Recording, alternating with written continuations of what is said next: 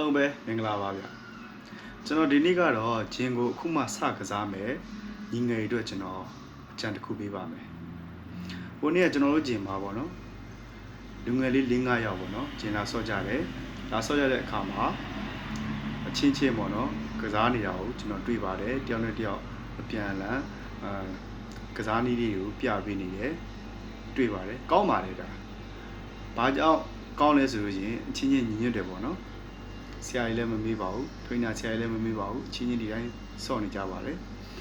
ပေါ့နော်အဲ့ချိန်မှာကျွန်တော်ဘာအောင်မြင်လိုက်လဲဆိုရှင်ကစားနည်း possession တွေလွဲနေတာကျွန်တော်မြင်လိုက်ပါတယ်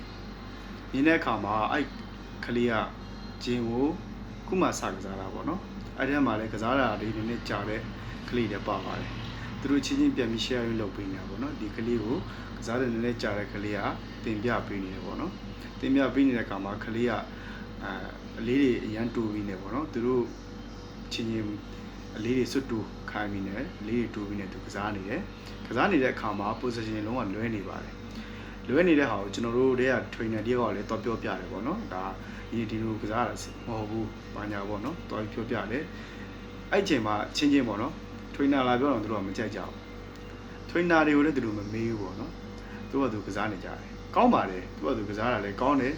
ဒါညီညွတ်တယ်လို့ပြောအောင်ပေါ့နော်ချင်းချင်းကူညီပေးကြတာပေါ့ဒါပေမဲ့တခုအမှလွဲနေတာကကစားနည်း position တွေအကုန်လုံးလွဲနေကြပါတယ်ဒါတွေကိုလည်းကျွန်တော်တို့ကပြင်ပေးပါတယ်ပြင်ပေးပေမဲ့လည်းဟုတ်ကဲ့ဘာညာပြောပြီးသူတို့နောက်ပိုင်းလည်းသူကသူပဲဆော့တာပါကျွန်တော်ပြောချင်တာကတော့တည်တည်ချာချာဂဂနန trainer တွေကိုဝေးပြီးဆော့ပါနော်ဂျင်ကဟိုပေါ့ကြည့်တော့လွယ်ပါတယ်ဒါပေမဲ့ကျွန်တော်ကနက်နဲတယ်ဗျ